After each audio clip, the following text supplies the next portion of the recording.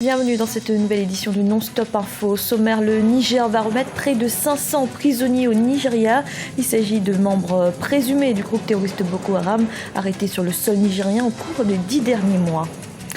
Le référendum sur la réforme de la Constitution fixé au 17 et 18 décembre au Rwanda. Cette révision pourrait permettre au président Paul Kagame de briguer un troisième mandat en 2017. Et lumière sur la dernière œuvre de l'écrivain togolais Ayayi Apedo Ama. Un continent à la mer met en scène le drame de l'émigration clandestine et ses conséquences pour l'Afrique. Le Niger s'apprête donc à remettre près de 500 prisonniers au Nigeria. Les détenus concernés ont été identifiés comme étant des membres présumés du groupe terroriste Boko Haram.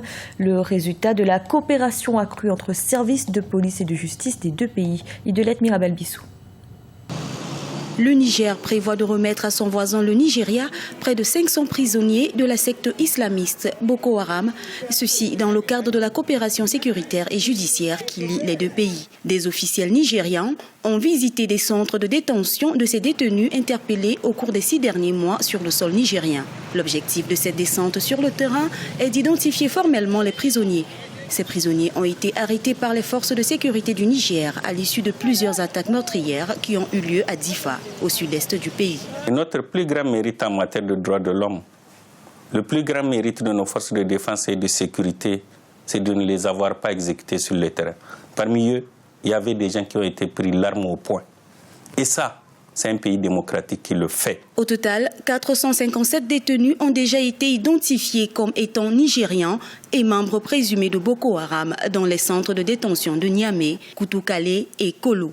Au Niger, les autorités renforcent le dispositif de sécurité pour lutter contre toute intrusion terroriste. Nous avons mis en place des patrouilles mixtes sur l'ensemble du territoire où nous avons près de 1000 véhicules qui tournent 24 heures sur 24 sur l'ensemble du territoire.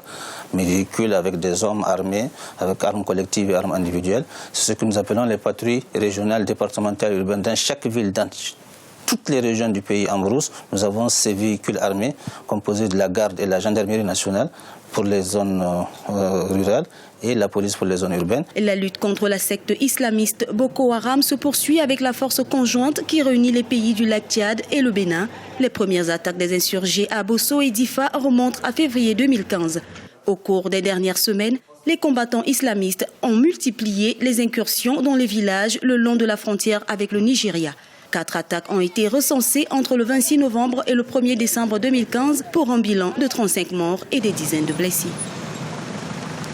Au Mali, le président Ibrahim Boubacar Keïta est en visite officielle jusqu'à ce samedi dans la région administrative de Ségou, au nord de Bamako. Accompagné d'une importante délégation, le chef de l'État a procédé à l'inauguration de plusieurs infrastructures. Mais il a également été question de sécurité. Le président malien a notamment mis en garde la jeunesse contre la radicalisation religieuse. Au Rwanda, le référendum sur la réforme de la Constitution est fixé au 17 et 18 décembre prochain. Cette révision constitutionnelle a été déjà approuvée par le Parlement.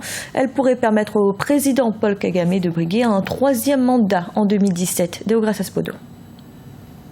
Quelques 6 millions d'électeurs rwandais sont attendus aux urnes le 18 décembre 2015 dans le cadre du référendum portant sur la modification de la Constitution. En cas de victoire du oui, le président Paul Kagame pourrait briguer un nouveau mandat en 2017. Les réactions sont mitigées. Selon les autorités du pays, cette procédure serait approuvée par une large partie du peuple, alors que de nombreux observateurs estiment que la démarche est inopportune. Le grand enjeu, c'est évidemment au niveau du référendum, confirmer la modification de la Constitution et en même temps ouvrir la perspective à une nouvelle candidature présidentielle à Paul Kagame. Évidemment, les réactions sont mitigées.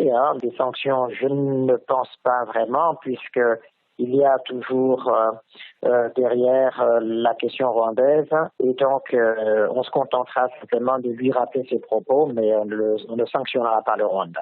La révision de la Constitution avait déjà été validée en octobre et novembre 2015 par les deux chambres du Parlement rwandais. Le texte fait passer de 7 à 5 ans la durée du mandat présidentiel, tout en maintenant la limite du nombre des mandats à 2. Cette modification de la durée des mandats n'entrera en vigueur qu'à l'issue d'un nouveau septennat transitoire entre 2017 et 2024. Les performances économiques du Rwanda sont correctes. La pauvreté n'est pas complètement résorbée, mais qu'à cela ne tienne, Kagame a fait du bon boulot. Ça, on peut le reconnaître. Mais maintenant, il faut permettre à la démocratie de respirer. Sinon, on va vers le parti unique. Et on sait ce que le parti unique a donné au Rwanda. Et donc, il faut toujours avoir cet horizon quand on prend des décisions politiques, en particulier au Rwanda. Avant le vote du vendredi 18, les Rwandais se trouvant à l'étranger seront d'abord convoqués aux urnes le 17 décembre selon le gouvernement. Sera-t-il candidat à sa propre succession en 2017 ? Le président Paul Kagame a récemment promis de se prononcer définitivement sur cette question après le référendum. Au Burkina Faso, le nouveau président élu Roch-Marc Christian Kaboré a rencontré ce mercredi le président de la transition Michel Kafando. Ce premier entretien officiel a été l'occasion d'un échange sur certains dossiers avant la passation de charge. La date d'investiture du nouveau chef de l'État n'a pas été précisée, mais elle devrait avoir lieu avant la fin de ce mois de décembre. Lumière à présent sur la dernière œuvre de l'écrivain togolais Ayayi Apedo Ama. Un continent à la mer raconte le drame de l'émigration clandestine à travers le récit de naufragés en détresse. Une fiction qui amène également une réflexion sur les conséquences de ce phénomène sur le développement de l'Afrique. Un reportage de notre correspondante Aimé Fagofi. Que vaut l'Afrique sans sa jeunesse? Une question que beaucoup se posent face à l'immigration illégale. Chaque année, le phénomène prend de l'ampleur avec pour voie privilégiée la mer. Des chiffres montrent qu'en 2014, près de 15 000 opérations de secours ont été enregistrées en Méditerranée. Une perte considérable pour l'Afrique qui, ces dernières années, est prioritairement concernée par le phénomène. Pourquoi les Africains veulent fuir leur continent? C'est-à-dire que c'est leur façon, à mon avis, de voter avec leurs pieds. Parce que toutes les élections qui sont des farces que nous avons un peu partout en Afrique, la réalité est là, c'est-à-dire que les gens veulent fuir leur terre natale. Ça veut dire qu'il y a une mauvaise gouvernance, ils ne sont pas à l'aise, il n'y a pas de travail, les droits humains ne sont pas sauvegardés et il y a plein de problèmes. Et c'est ça la réalité en Afrique aujourd'hui où toute notre jeunesse et même les plus anciens, tout le monde veut partir. Pour mieux illustrer le problème, l'écrivain togolais a choisi le style théâtral à travers son œuvre Un continent à la mer, sa première pièce théâtrale. Un continent à la mer, c'est-à-dire que dans le langage maritime, quand on crie un homme à la mer, c'est-à-dire qu'un homme est tombé à l'eau, qu'il faut s'arrêter, lui porter secours. Ici, c'est un continent qui va secourir le continent.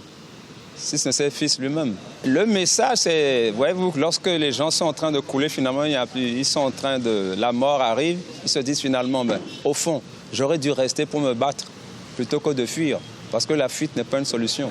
Ayayi Togwata Apedo Ama est enseignant-chercheur de sémiologie théâtrale dans les universités publiques du Togo. Ses prochaines parutions, La République d'Eslip et Les Trônes sacrés jumeaux. C'était le journal de la rédaction. Merci de l'avoir suivi. Retrouvez dans un instant une nouvelle édition de l'information.